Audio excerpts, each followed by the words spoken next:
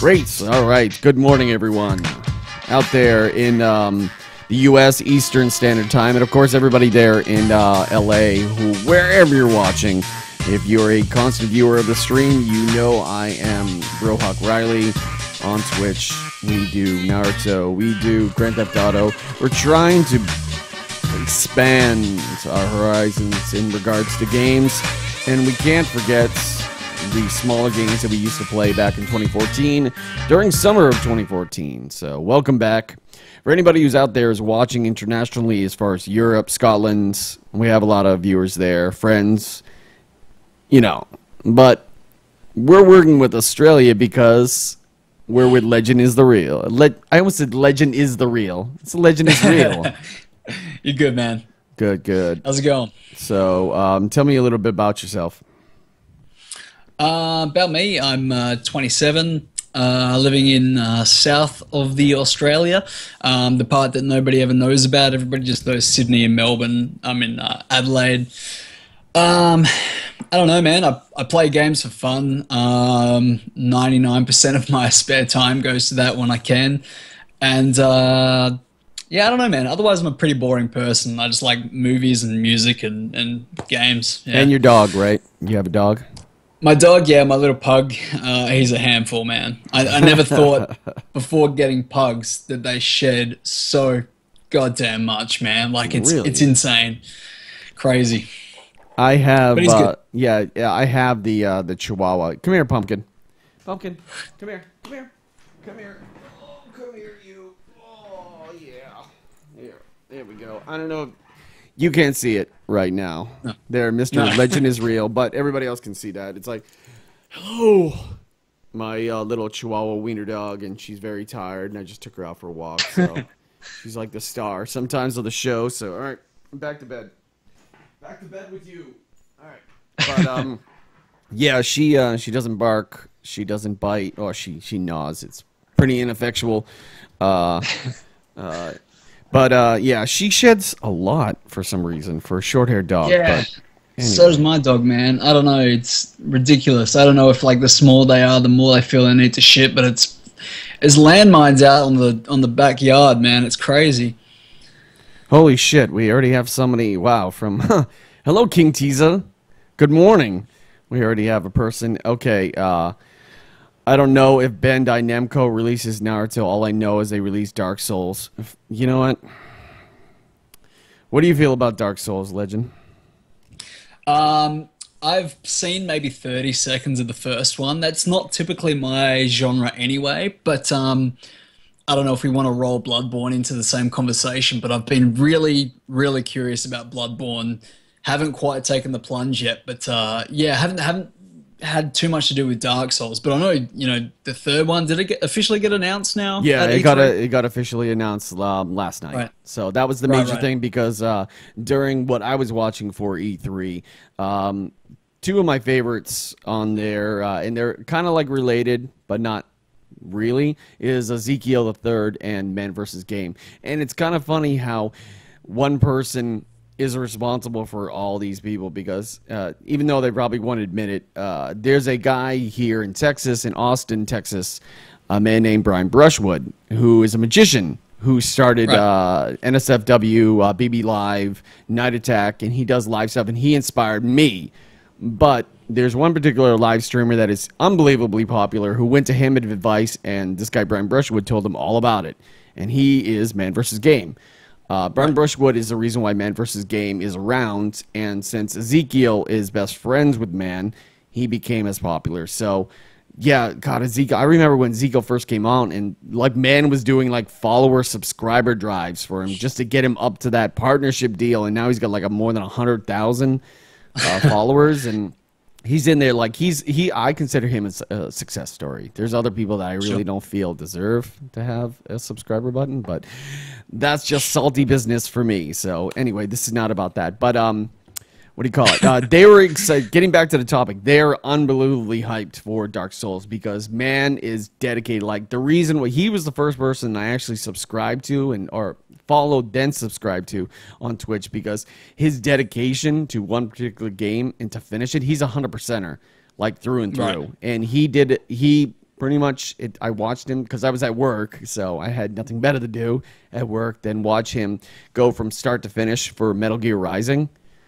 And watching his face when that last scene with that last final boss match, he was like, "You have got to be fucking kidding me!" And it took him about almost 2 hours just to do the last match. But crazy. Just guys, let you know if anybody else is out there lurking out in the chat rooms. Whenever you're watching the stream, you're building up chakra. It's currency that you build up to establish a rank inside the chat. And also the eligibility, I can't even talk nowadays, to win prizes as far as apparel, maybe some gift cards. And then going all the way down to the pinnacle of the giveaways is the copy of Naruto Storm 4 for PS4. NTSC, sorry. PAL, Australia, I'm sorry. But it's region free, man. They got nothing to complain about. You know, that's funny. When I was actually in, okay, here's one thing about Australia that I kept referring to Darwin as South Australia when I know it's North Australia, correct? Right. Yeah. So I always, because I spent a lot of time there, and my girlfriend was fascinated with crocodiles, and she could not wait to go on a vacation to Miami Beach so we could go on a croc, like a croc tour, one of those fan boat tours. I'm like, and on her video on Netflix called Croc Apocalypse, she's like, they focused on Florida and then Darwin. And I'm like, yeah. Like, this girl killed herself. Oh, she jumped in the water and she was dead. She probably jumped right on top of it. It's like, and that's a horrible Australian accent, but I was like, I couldn't have it like, oh, I've been there. You never go in the waters. Even I know that. It's like, it's silly Americans. But that was actually funny because we went to a croc farm and saw an albino crocodile and then ate croc burgers and then had some VBs while on a tour while they were dangling chickens over the side watching crocs eat it. So it was very interesting. So, how's crocodile meat taste? I've never had it. It is not. It's okay, but it's almost like it's not juicy. It's definitely very hard to chew. So it is what it is. They were like croc burger, and it's not really a croc burger. It's kind of like a chicken burger, but it doesn't taste awesome. Yeah, I guess you live for the experience. I guess it's like they were selling alligator burgers at that place. So. Hey, Jaquan, good morning. Good morning, Jaquan. You guys are seeing us. This is the morning stream for us. We're doing a special Australian one with my friend Legend is Real, all the way in Australia. So. Yep. So, you got to leave your school at 8. So, okay, well, at least you're here for stuff. So, well, thanks for checking in. But, what do you call it? God, I keep getting side-railed because of the whole entire Man versus Game and Ezekiel thing. But the thing is, I wanted to pull up. I don't like Dark Souls, but I do appreciate people who can make it very funny to play. Sure. And DJ Wheat made it very funny to play because he was... What the fuck? My phone just blew the hell up. Willie Will Do, I guess, just followed us on Twitter. So that's very cool. Yeah, DJ Wheat played Dark Souls with his son, Mini Wheat, and every time he died, Mini Wheat would hit a little button that said GG. He did. Oh no, Mini! How the heck? He's about to die. Not yet. Hopefully that's not too loud. No, you. See if he plays it. GG. Yeah, so it's like 3 hours of Dark Souls in 10 minutes, but it's like...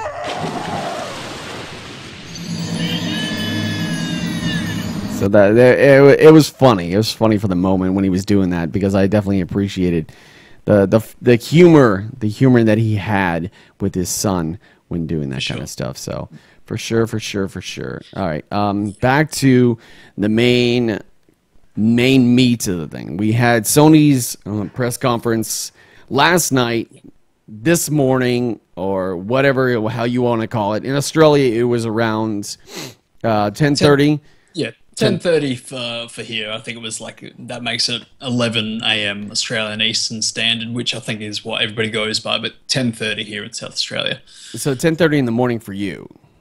Yeah. When it came, and it was around 22:30 for us here in New York time, so in Boston. So the first one I actually recorded. I was live streaming, but I didn't actually record my reaction to certain games until the most important ones that were at the end. But okay, Shadow of the Colossus, correct? Is that am I pronouncing it correct? The first game that they showed when Sony started.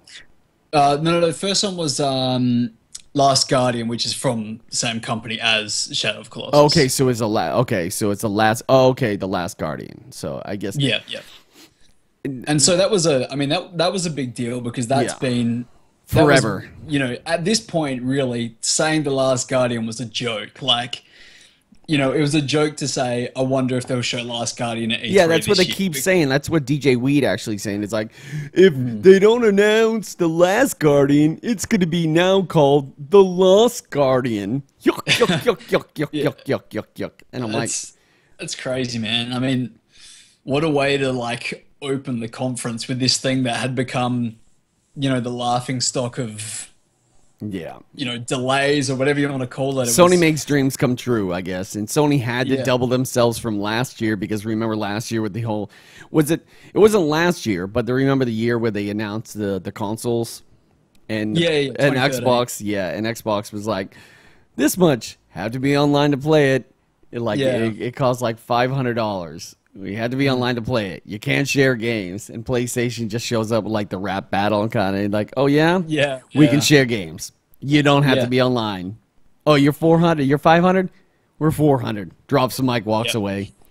Yeah. So they have to... was crazy. They always had to be very, very funny. I wouldn't say funny, but they have to bring it. Like, I could care two shits less about the... E3 conference just because I didn't know what I was looking for and I wasn't aware that all that stuff. I thought that I knew everything that was coming out.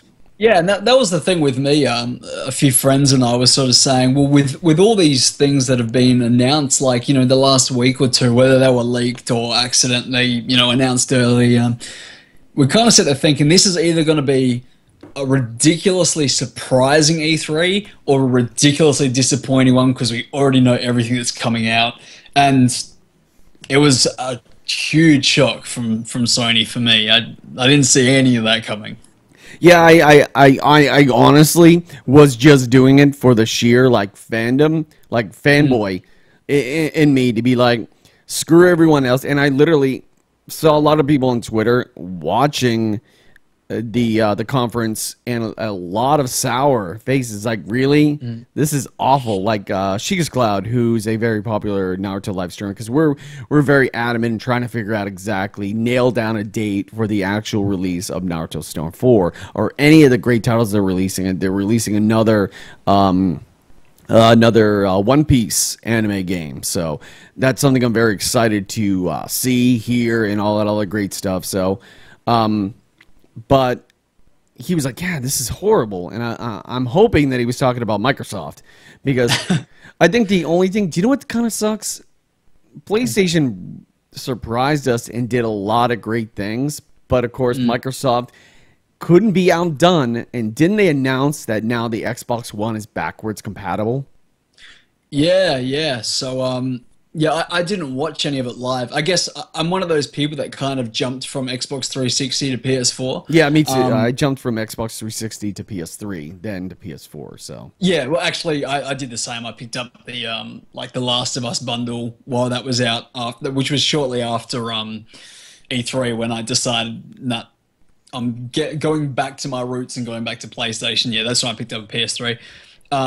So yeah, I haven't cared too much about the Microsoft side, but I was seeing what they were doing, and yeah, I was surprised to see that they're doing the backwards compatibility. That's question is, when is PlayStation going to allow backwards compatibility? That was the one major question that they asked after the entire Sony press conference, when they said that one of the game changers for Microsoft was to allow backwards compatibility. And then I think one of the female correspondents, the people that were sitting on the couch, she says, okay, so what is a PlayStation going to do to outdo them? Allow us to play PlayStation 1 games?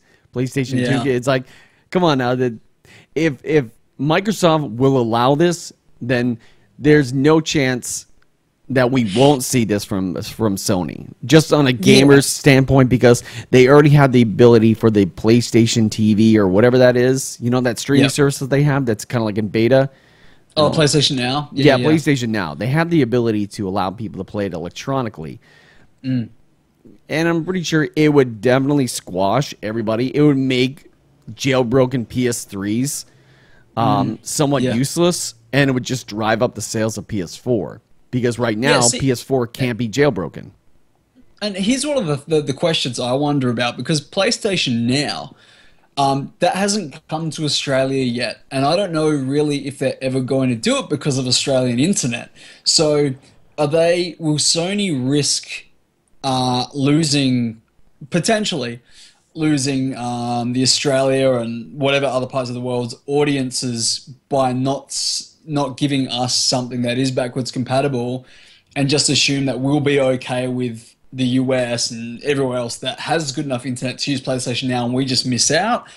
Or do they not need us as a market for that? You know what I mean? Like, we don't have... It feels like, from the time I spent in Australia, going to the W and everything, it feels like Australia definitely gets the short ends of the stick when it comes to great console stuff.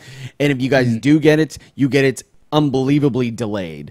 Like, we were PlayStation Vita or PSP came out already, and then we went to Darwin and we were there in the W, and it literally said coming in like 5 months, PlayStation Portable, and I'm like, you've got to be kidding me, right?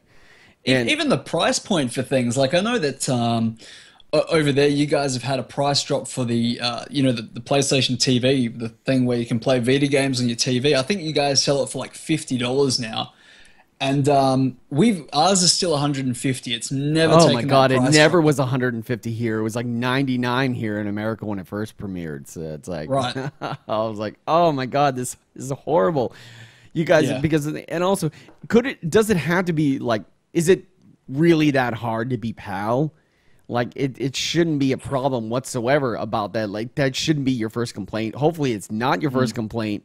Where it goes, oh, it's so hard to convert. It's like, it's so hard to make female characters in games. It's like, shut up, Ubisoft.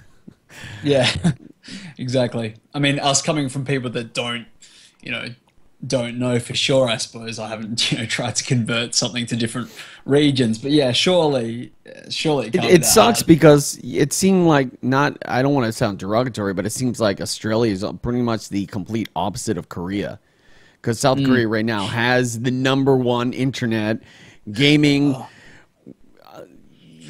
mecca, and then you got like America, you got, of course, Korea, Japan, America and Canada and Europe and everything, and then at the bottom is why do you have to leave Australia out? There's an untapped resource for that, and I don't see you have. If Australia wasn't such a great place to go, why did they have a PAX Australia? Why did they actually have an event like that? They only have it in 3 places in the entire world. One is Boston. One is Seattle. Oh, no, 4 places. I take that back. They just started a fourth one this year. Boston, Texas, Seattle, Australia. Yeah. I don't know what to say. Yeah, it's very strange. And, you see the statistics of Australia being one of the highest, pirating countries in the world. And then, they don't make it easy, man. They don't.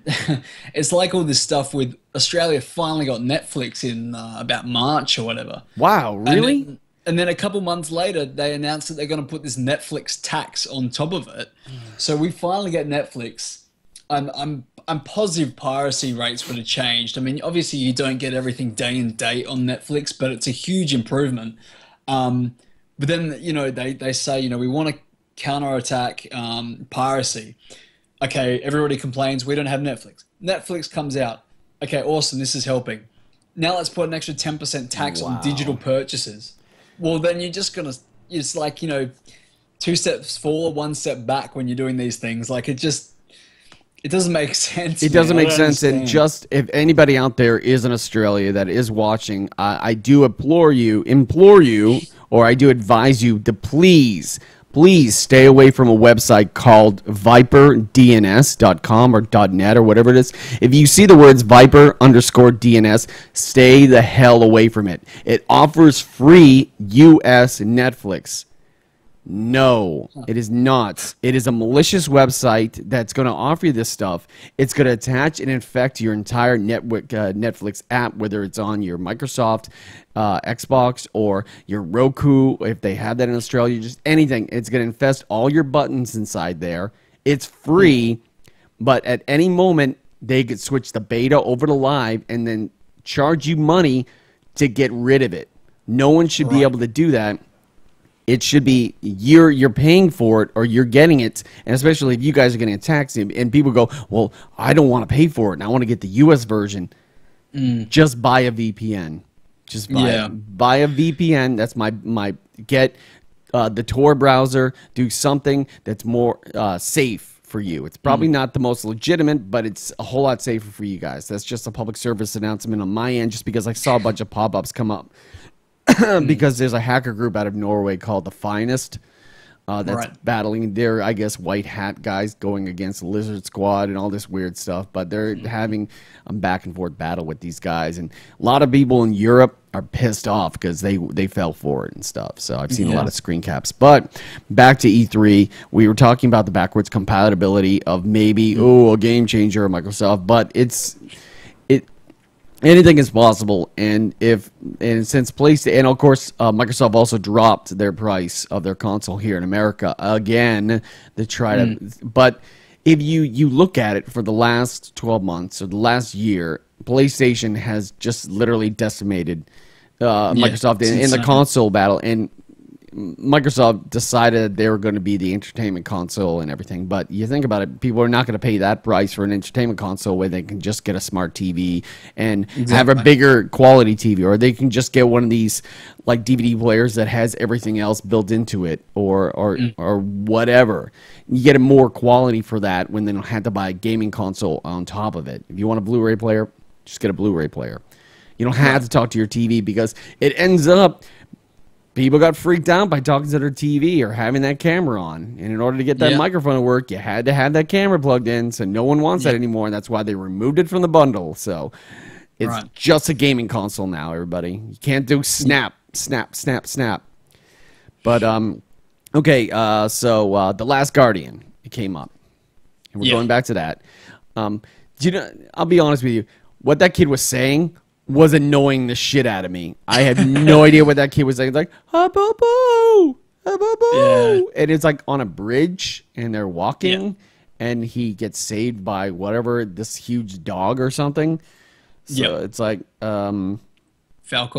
I guess it's Falcor. What is the storyline behind The Last Guardian? Is it like the never-ending story? Yeah, I don't know, man. I don't know what it is. It seems to be very sort of mysterious, and I think that's probably what it's aiming for as well. But yeah, I'm really not too sure. But I agree with you about the talking part. It was like listening to like sim talk, you know, for Chinglish or gibberish or whatever. And also, I forgot to take off the delay from the Twitch, so I heard it more. So I was even more annoyed. So I'm like, no. But it's.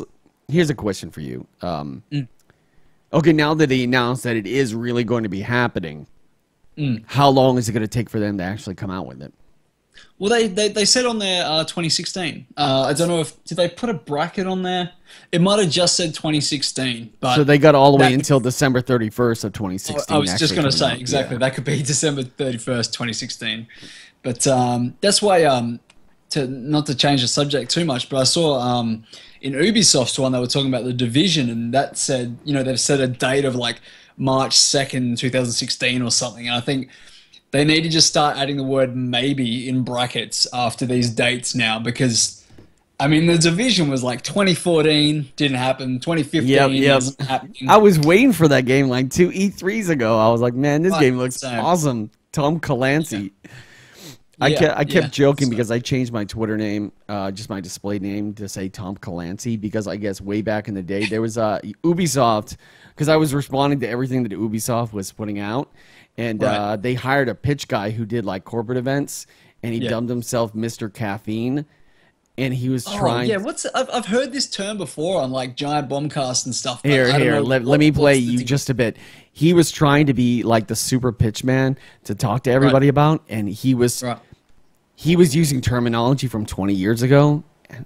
Just dead silence. It's like, did you ever see Wayne's World? Yeah, of course. He would like when they were going to like a flashback. He was doing that during the conference. He tried to bring that whole attitude of being a trade show pitchman. He brought that to these gamers, and that kind of humor wasn't working. You could tell he was not really in touch with these guys. Okay. And so let me see what I have here. How old is the guy to begin with? I don't know, probably in his mid-30s or something. Oh, okay. It's your first problem. But yeah, let me show you some clips of what this guy was like. And also, okay, so he came out, for one, to show you how much he didn't really know about games. He kept mispronouncing Tom Clancy's name. He kept saying Tom Clancy. Ladies and gentlemen, Tom Clancy's Ghost Recon. He was trying to be funny about showing memes online instead of just talking about the game. Oh, no. How about this epic fail right here? Yikes! You know, that kind of shit. And the worst thing he kept doing, he kept referencing Wayne's World. Now, that came out back in 1992, but he kept doing this thing of, because what Ubisoft was doing, they were saying, okay, let's reflect on some old games. No, let's show you some new games, but let's see how they would look if we had made them back in, I don't know, 1990 when you weren't born. Yeah. And so he kept saying, let's go back and look at this game back in time. Oh, no. Oh, no. You're corny. Yeah. And there was one point where he was even going like, and he said, do it. And everybody just he was trying to get the crowd to do it. It's just silence. Leave the audience alone. Oh, yeah. Look. Don't get them caught up in your bullshit. This is bad. This is embarrassing. Let me see here. Let's go back in time, shall we? Yeah, I probably passed this. Hey, want to come over and play my Wii? Tom Clancy's Ghost Recon. Here, hold my joy wand. Yikes! You know, shit that only happens in video games, right? There you go. I know, we're crazy at Ubisoft. We're crazy. Oh, you can just... wait a minute, hold on. Tom Clancy's Ghost Recon Future Soldier. Although, I wonder what this game would have looked like had we released it long ago. There you go. Yes. Ouch. Although... I wonder how this might have looked 20 years ago. He kept doing that. There you go. Where's Leon so he can say, tell some jokes? Right here. Yes. Yeah, so I'm talking about the loud, obnoxious, slightly deranged poop on your toothpaste. Although, I wish this could have all started when we all had a Commodore 64. Tom Clancy's poop on your toothpaste. There you go. Everyone do it with me. Here it is. I said, everyone go. I'm not afraid of a few dick jokes. Thank you. Wow. Yeah, it was. Wow. You just seeing clips. You didn't get to see the lingering silence after he said some of these things. That's what I was waiting for. I was waiting to hear those dead silences. Like, it's so bad to hear the crickets. And they were there. Even the crickets left. Even the crickets left. I ain't giving him none of that. All right. That's great. Enough with Ubisoft and enough with the, I guess, the Last Guardian.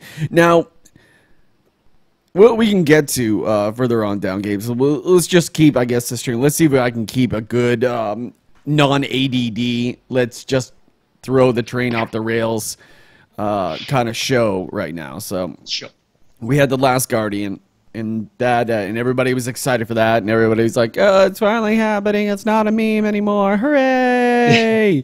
What was the next game that they actually showed off? Was it the next? Was the next one the new Guerrilla Games IP? The not hunted.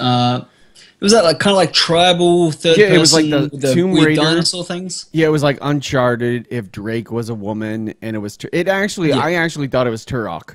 I thought it was like a remake. That was going through my mind as well. Like Turok with some sort of weird drones and stuff in it. Yeah, it was interesting. I forget what it was called now. Oh, there we go. It was Horizon Zero Dawn. Yeah, just found that as well. Yeah, so it's like, let's see if I can just bring up something. Maybe just a quick clip or something. Maybe it plays. All right, so. For this world, it was never ours. We've always shared it. A dangerous battle. Riding to Valhalla! Machine. Sweet. The Vatsman 892. Vatsman 892. Thank you very much for hitting that follow button. There's the herd. Finally.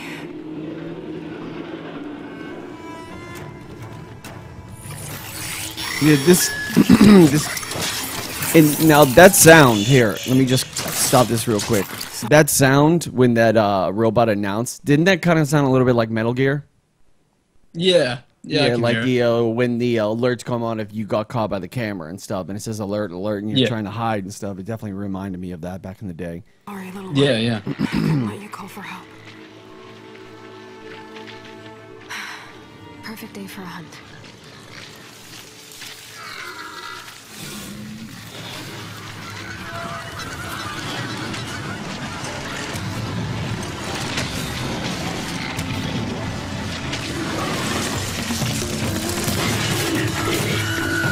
Yeah, this is at the moment where I straight up thought it was Turok because you're utilizing your bow. More importantly, it's a cross between like Tomb Raider and Lara Croft and whatever, but more or less Turok with the bow and arrow. The dinosaurs looking kind of like Ark, but they are not really dinosaurs. They're robots, and it's in the open wild. It looked like a prehistoric open world. So it's kind of like, it's a mishmash almost. Like it reminds me of like Turok, Lara Croft, the Tomb Raider, Ark, and can't remember what else. I don't know, Metal Gear with the robots or something like that. I don't even know. But it definitely looks like an unbelievably fantastic game that I actually got a little like interested in it. Like I would not mind playing that one bit. Yeah. So yeah, likewise. Hopefully it's not years and years away, but most likely will be. And she's a ginger. What is the deal with all the gingers being in why the machines rule these lands. The video games? Like straight up ginger. Right there, because you have her, and then you have Mass Effect. I guess one of the new characters, the new main character is a ginger, so go Gingers, I guess.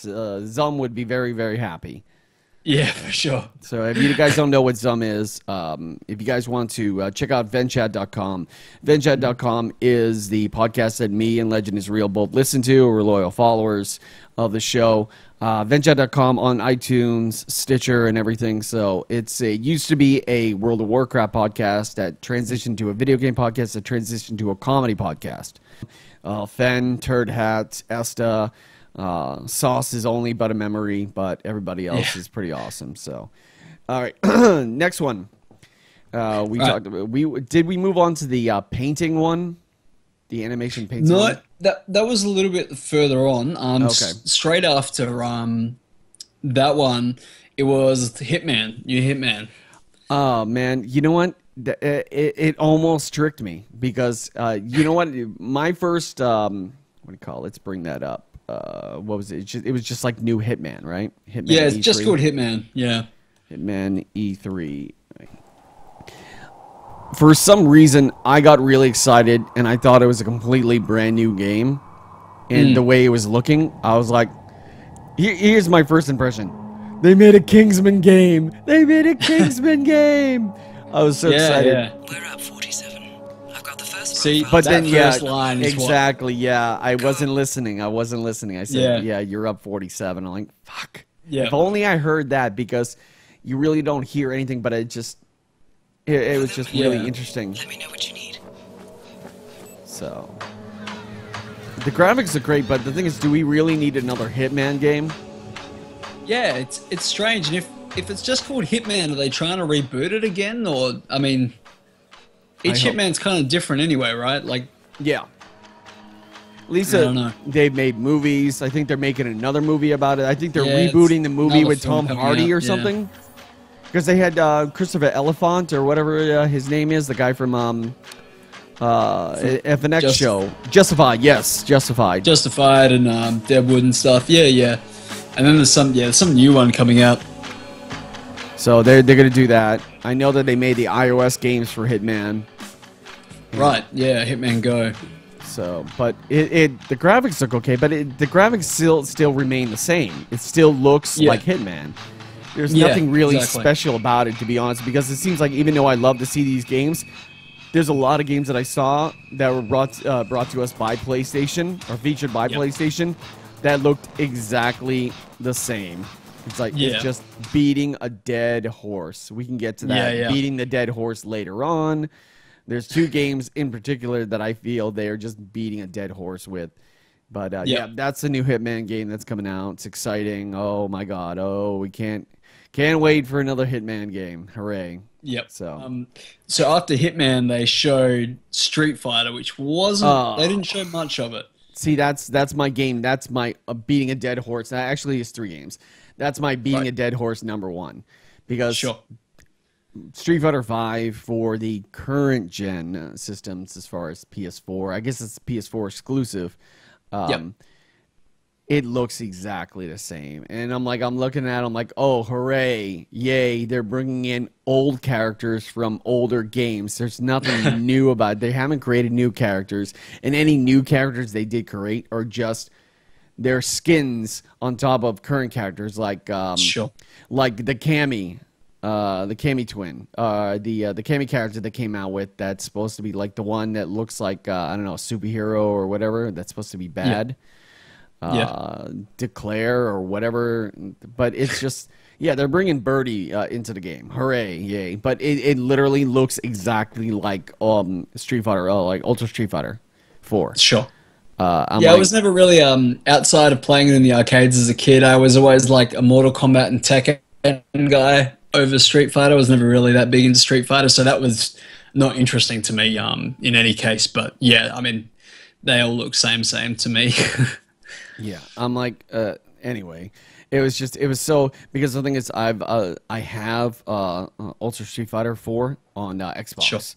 I don't play it anymore. I only own 2 games right now for Xbox 360, and that is Ultra Street Fighter 4 and Ultimate Marvel vs. Capcom 3. So those are the only 2 games that I really want to care about and play if I ever pulled out my Xbox 360 again. So that was okay, great. And also I heard that the port, I guess it's Street Fighter.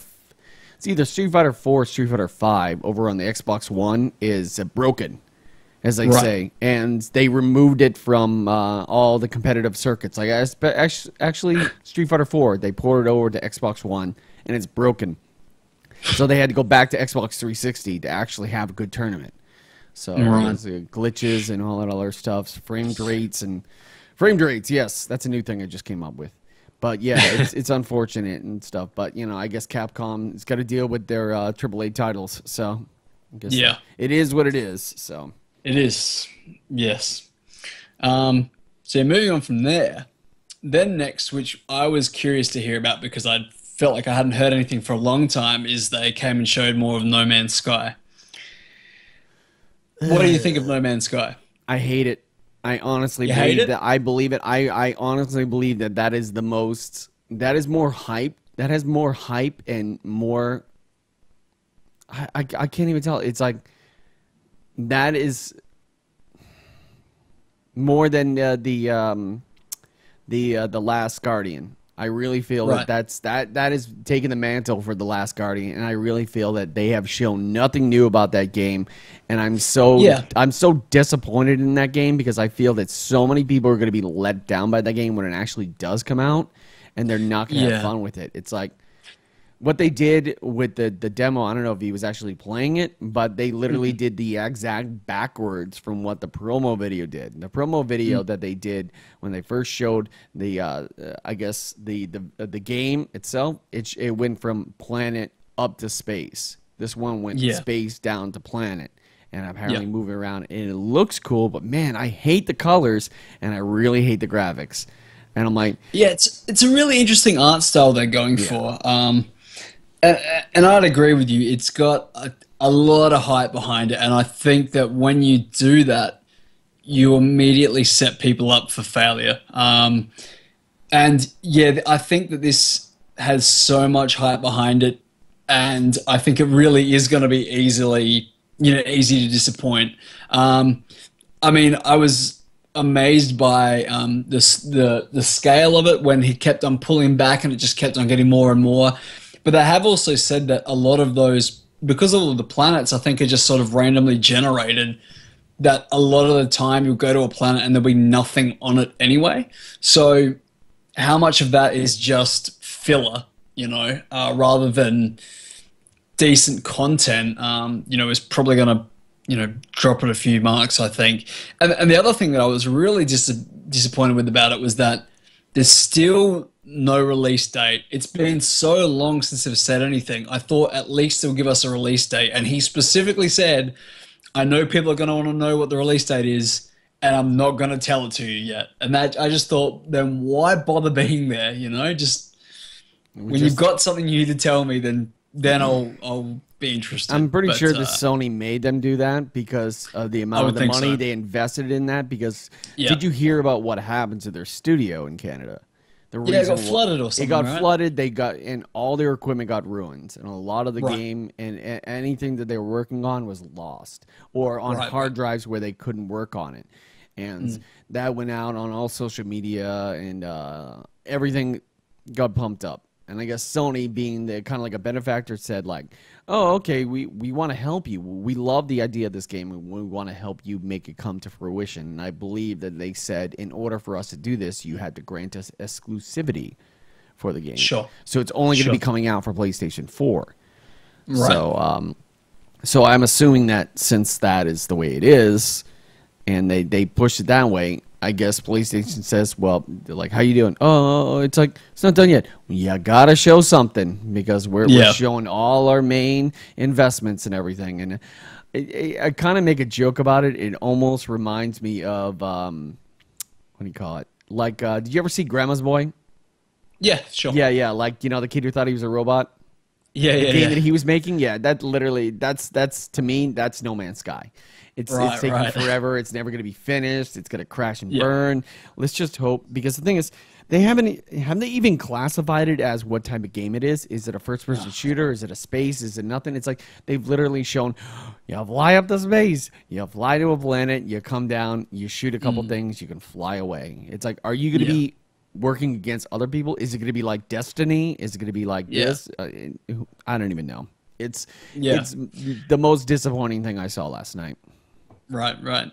And I saw the painting one. Definitely still more questions than answers. When they've got answers ready, I'll listen. Yeah. So after that, then that was the media molecule thing, that Dreams, which I missed a little bit of. I don't know if you saw all of it. Dreams. Yes, I saw all that. It was very interesting. What is it, man? Okay. I don't know what it is. I don't get it. Just imagine, you know, those really dumb games that came out for Move, Wand and everything, or like the guy who made Braid, it came out with another game that was very similar, or like there was another game where you could move and create worlds and then battle against people, and it was very kind of like, it looked like Knack when PlayStation 4 was first coming out, like one of those launch titles that looked very weird. Sure. It's a painting thing. Like, you're able to make certain things inside it and then use it as puppets and make little stories or make little mini video games, like not indie games, but little games that you can play or showcase with your friends or play with your friends.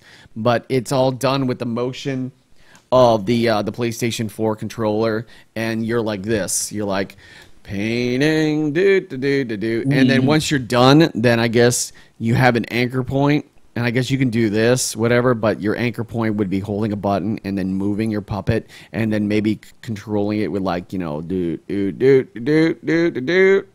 doing that. So I guess what you saw with it moving around, but I'm pretty sure you're going to see, like, I made a joke about last night's stream on it. I was like, yeah, you're going to see a lot of, like, Hitlers and like walking penis heads, and people are going to find a way to corrupt that and stuff. So it's going to be, I guess, for the lulz, as they say. Yeah. But so was it a gimmick then? Is it just a gimmick? It's a gimmick game. Dreams. Let your imagination flow. Imagination. Exactly. That's pretty much what it is. It's a gimmick. It's a gimmick game. Yeah. Anything where you're not controlling a character and you're using this, it's no better than the Playroom. And it's like, ooh. Yeah, well, that's, I mean, as you're describing it, that's what I'm thinking of is just, right, so there's those little tech demo kind of, you know, games in the loosest sense possible from the playroom. This just sounds like, you know, a fully developed one. But, you know, could be wrong. Yeah. We'll see. All right. Next game. So after that was, where is it? Firewatch. So that was that interesting looking first person kind of mystery. You're I think a it was like set in firefighter. Wisconsin or something. Yeah, it's like you're a firefighter. Ooh, you get to chop wood and dig things and do this and save kitty cats but then it's like it looked very. It was like if Team Fortress 2 had like it did have that kind of like cartoony art style. Very much like that. Then it turns into like a mystery. Who's in your watchtower? Oh no! Like literally, I think the dumbest one that they showed in the demo was like, "Hey, you kids, stop fooling around." He's like throwing things into the water. It's like, really? You really going to be like that guy who shows up and tells kids to stop having fun? Yeah. I'm a park ranger. So you're Ranger Rick, I guess, and you're playing around with that. It looks interesting. I don't know if it's going to take a turn for the worse and make it be very, very creepy. Yeah. Whatever, so I have no idea.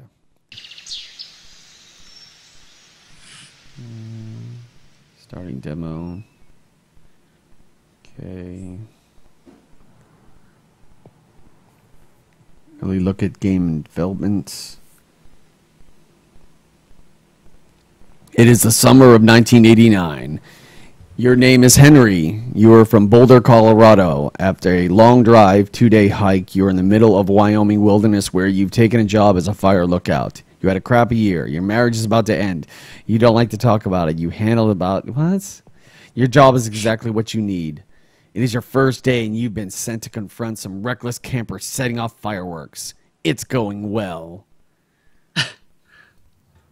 Like, do we really need to know about this character's marriage?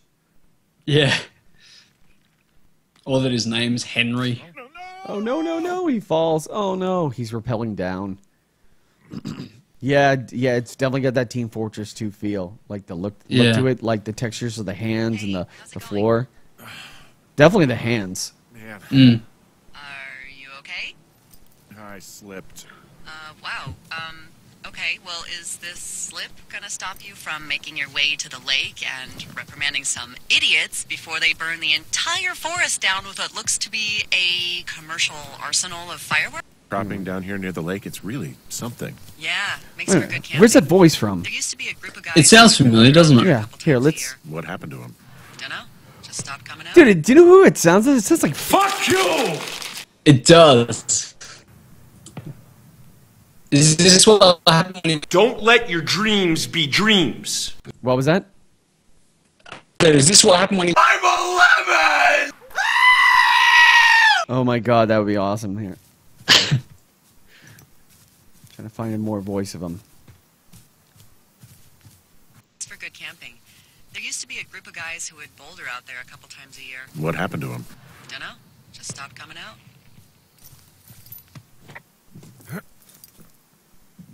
Dude, that guy sounds like... Fuck you! It really does.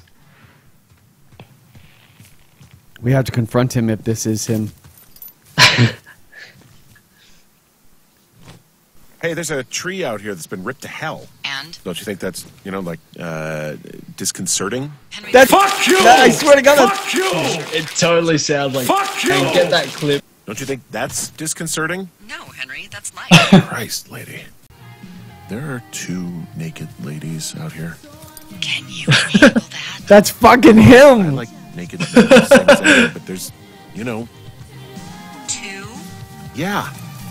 I know this will be tough for you, but try to pick your tongue up off the ground and do your job. Okay. But anyway, okay, Firewatch. We talked about Firewatch. Okay, so after Firewatch, what do we have? Okay, you can talk about this if you like. I'm not really a fan, so I don't have much to say, but they spoke about that new Destiny expansion. Second Destiny strike. the Taken King. Second strike of overplayed games. And I'm not a hipster about it. I'm like, no one really wants to see any more Destiny. It's either come out with a brand new Destiny game, stop giving us DLCs. It's not a new game. It's a DLC. Stop with the DLCs. Seriously, Destiny, stop with the DLCs. Yep, agreed. It's not my thing at all. I wasn't really a fan. It's very hard. It's very hard to become more annoying than Call of Duty. Yeah, that's a fair point. Moving on from there, you got anything more to say about Destiny? If you can see my video, I'm doing a thumbs down. 2 thumbs down. Okay. Well, I mean, I'm guessing this might be one of your other dead horse beatings, but then they spoke about Assassin's Creed. Actually, no. Well, it can be, but I'll let it slide just because Ubisoft has always, it's the same type of game, but they always change the locations. They always make it very interesting.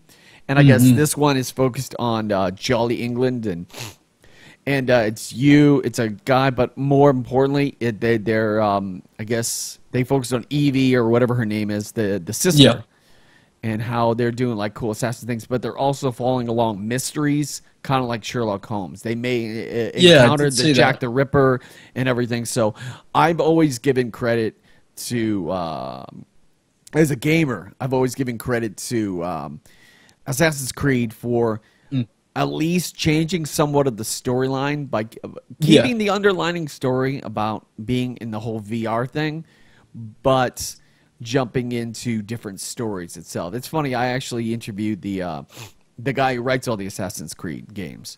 He's also the same guy who does the Far Cry games. Okay, cool. And he wrote Child of Light, which came out 2 years ago. So I met him at PAX East, so it was very interesting. That's cool. So, Assassin's Creed is in a world unto itself, so it's like it's whatever. So yeah, I'll play it. I've always been a big Assassin's Creed fan. I think I'm just getting a little bit exhausted by them. But I'll play it. Huh? I love it. Fatigue. What's that? Fatigue, right? Yeah.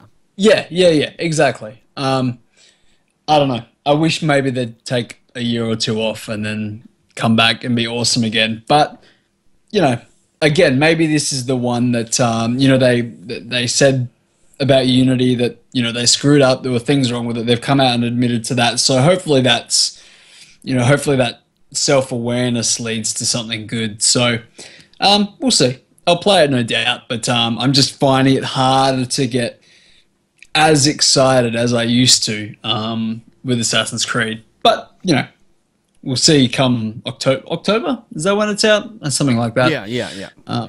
Yeah. So we'll see.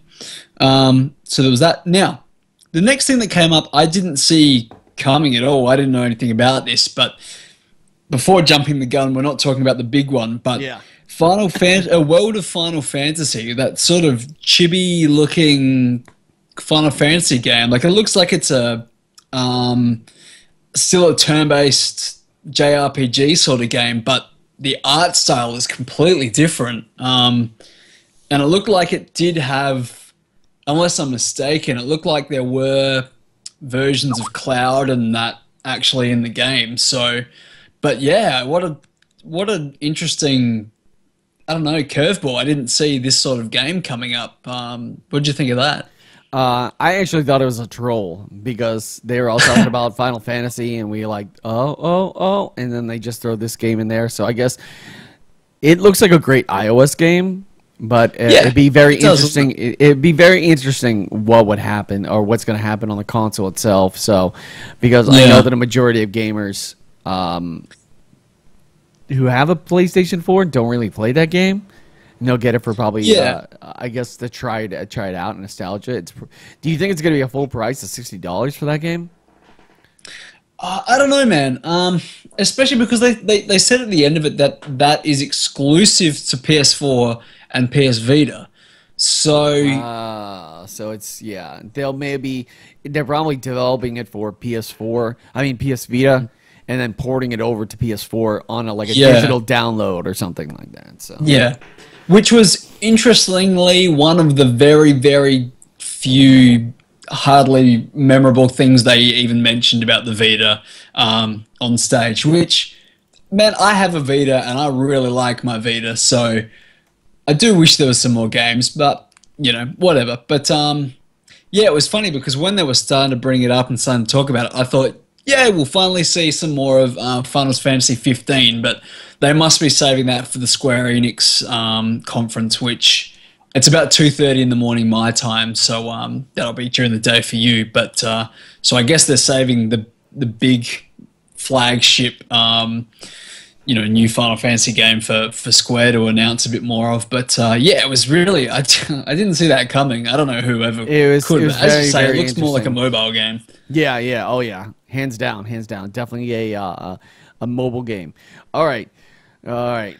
The piece of resistance, or part of the piece of resistance of the entire Sony press conference, was something that me and you both, I got emotional about it. I got so damn emotional about it. I could probably, here, let me see if I can pull up an actual reaction, maybe of me freaking out too and waking up my girlfriend. Calm. There are now the beginnings of a stir. Oh, please don't tell me they redid Final Fantasy VII. The hand may bring joy. It may bring fear. Oh my God. But let us embrace whatever it brings. Oh, What is it? What is it? For they are coming back. At last, the promise has been made.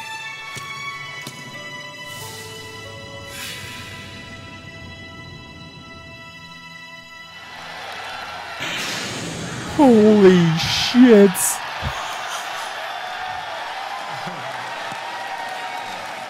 That was insane, dude. But you only see Barrett and Cloud. Yeah. That was strange. Dude, blew my mind, man. It blew my fucking mind seeing that. Oh, it was crazy, man. That was so exciting. And I what we talk about next, I couldn't believe, what happened next, man. Yeah, it was like one after the other. Ugh. So, like, I guess to set it up, who was it that came out? Was it, I can't think of his name. He's got to be like the head of Sony US or something like that. I forget who he was. Well, head of Sony US, I believe, is Shuji Ishida. Am I wrong? Am I right? Yeah, no, that's but I think whoever it was. So he came out, and then he was sort of saying, where PlayStation gamers have asked for this for a long time, and I kept thinking, what can it be? Yeah, what's more than Final Fantasy VII? Yeah. Yeah. And then he sort of said, we're gonna, and then the Kickstarter logo came up, and I thought, this is just confusing me even further. Like, what the hell is this gonna be? And then from the first, like, 2 notes of the music I heard, man, I just thought, no. This can't be. And then it sort of came up with a screen and said, like, Shenmue never got the ending, its story never got its ending or whatever. I thought, holy shit.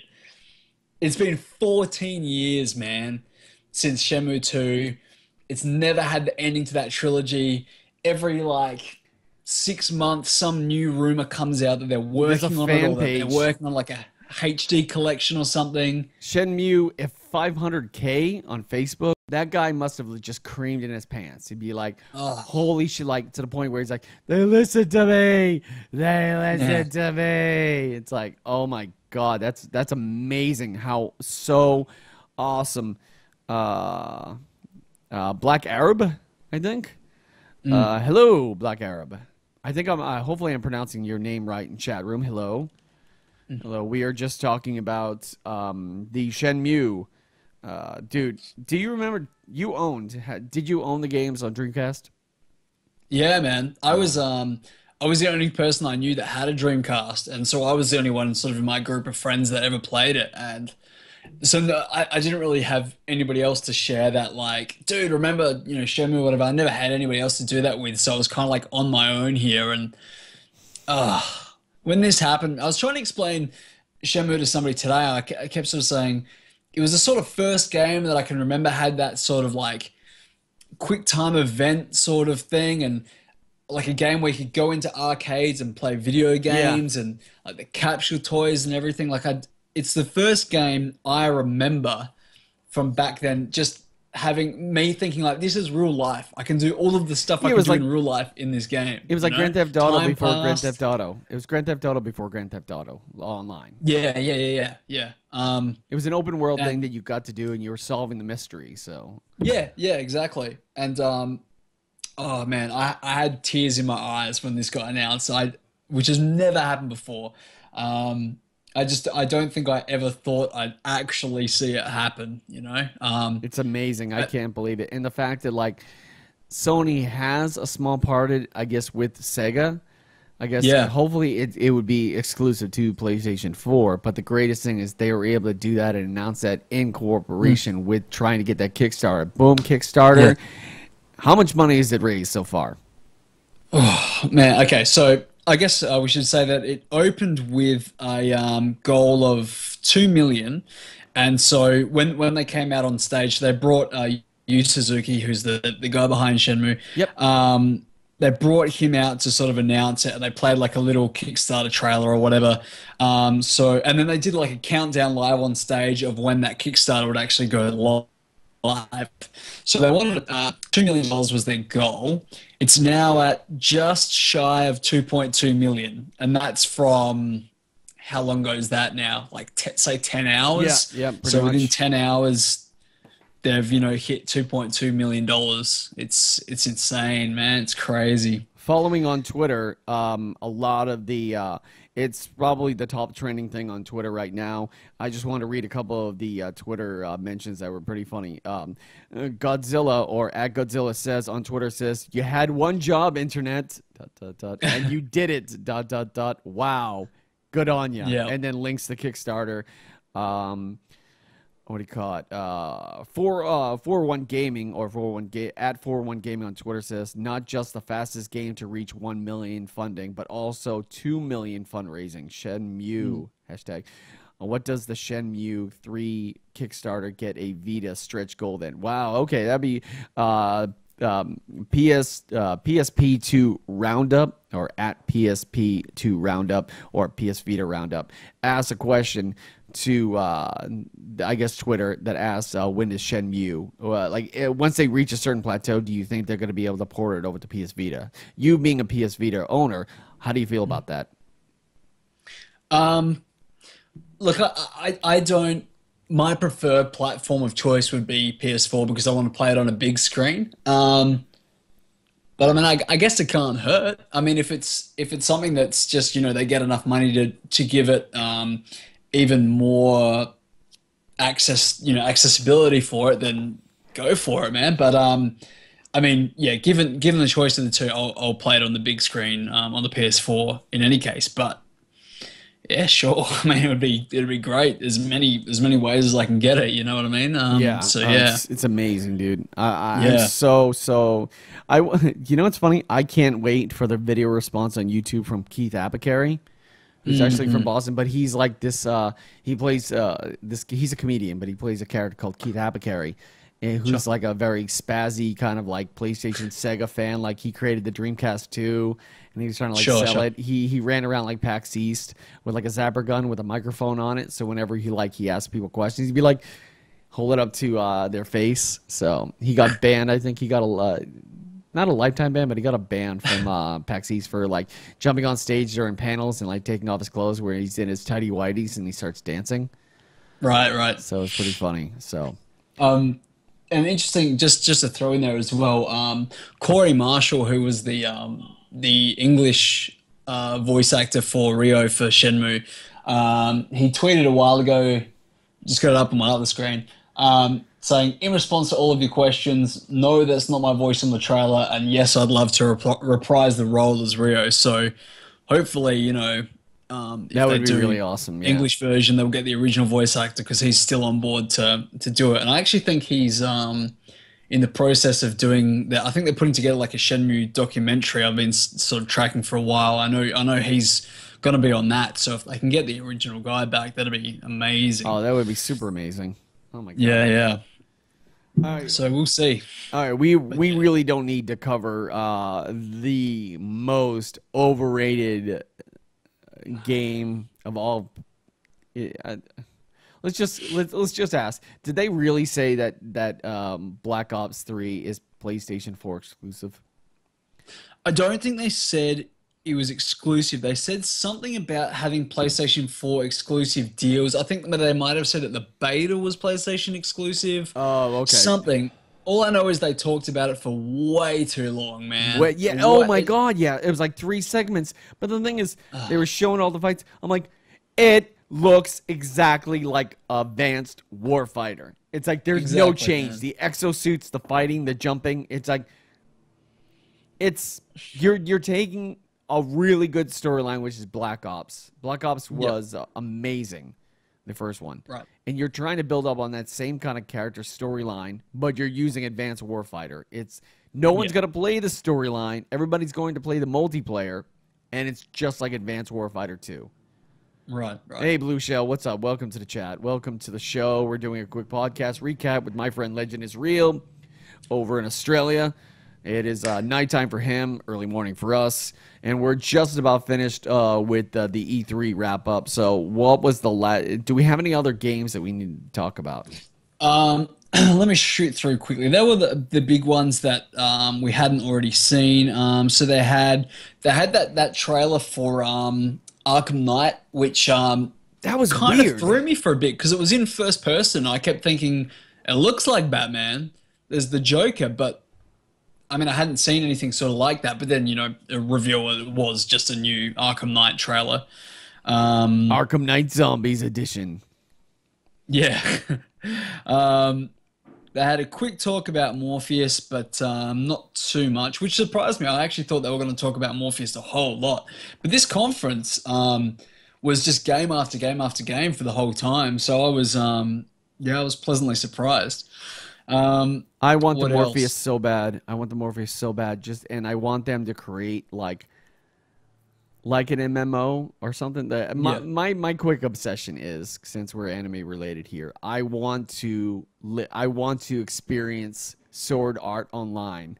I want to do that. It's an anime where it's a great concept, but it fizzles out after like the first season. It changes into like elves, and then it changes into guns, but they keep it with Sword Art Online. They don't change the actual name of the game. Sure. The show, but it's a great concept where in the future they have this game. It's online. It's an MMO, kind of like World of Warcraft or whatever. Everybody's communicating with each other, but you wear this helmet, kind of like the Morpheus, where you're having it and you're completely jacked in. But the little thing of the story is that the guy who created went insane or something and traps you in the game. You can't escape. But it's pretty cool when they're walking around. They like bring up all like the touch screens, and they bring over here for a menu, and then touch things, go through their inventory on like a HUD heads up display. But it was really cool. I really like, and you have to go to certain levels to beat certain bosses to get all the way to the top. Like 100 levels or 200 levels. But I really love the concept, and being able to actually do a game where you're playing Morpheus and you have a complete look around right here and being able to play. Yeah, okay, you can create the first person title or like the first party titles for the Morpheus, but then expand it out to games like Outlast. Or I would even try to play Call of Duty on that. I wouldn't mind trying it out, because the thing is, I know that they made ports. They made ports for with the Oculus Rift and this new chamber, I guess, that you stand inside, where you're able to. They experienced Grand Theft Auto 4, maybe it was either Halo or Black Ops, or whatever Call of Duty games, where literally you run, you wear these special type of shoes, and it almost looks like you're running in place. But it was so cool watching somebody go right there, run, duck, shoot, and it literally worked the exact same way in the game. I'm like, wow. I was like, oh, that's all you see, and you get to see your hands inside the game. I'm like, I want that so bad. For sure, man. Yeah. So, yeah, it's very interesting. The Morpheus is, I loved how they did that. And they closed out the show by playing Uncharted, right? Right. So the one that we all knew was coming, obviously, but they showed a gameplay trailer demo, which Well, it didn't work the first time. I don't know if you caught that. No, I did record it. It stuttered. It played it and then it stopped and then it replayed it because I wasn't paying attention. I was like tapping in the thing and I heard the exact same thing and I'm like, did they just screw up? And I'm like, it was either it played a bit of a cutscene and then it got to a part where Nate was obviously supposed to be like doing something. And at first it kind of looked like, oh, they're just, you know, the guys, whoever's playing it isn't. They're just letting it sit there so you can sort of take in the surroundings.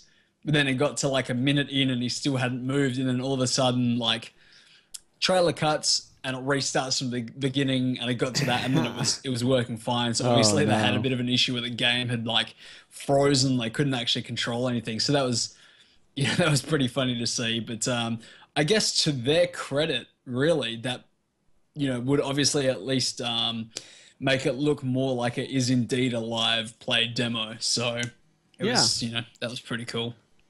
I'm excited for that game. I do. Yeah, me too, I enjoy the Uncharted thing. I think that he's talking way too much, and it's not unbelievably awesome in the graphics, but we've only seen a little bit. So we shall see exactly what that game is going to be all about and how awesome it's going to be, and if it's going to be the actual final chapter. Yeah, that'll be interesting to see. Yeah. Who knows? Yeah, and that was Sony. That was Sony. That was Sony E3. So I think we can wrap that up right now. Let's play a little bit of music. Legend is real. Thank you very much for doing a recap of Sony E3 from last night or earlier this morning. And you're in Adelaide. Yeah. Adelaide? Adelaide, that's the one. Adelaide, yep. Excellent. Awesome.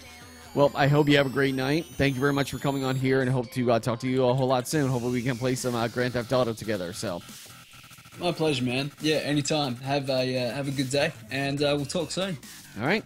Thank you, man. See you later, man. Bye. Bye.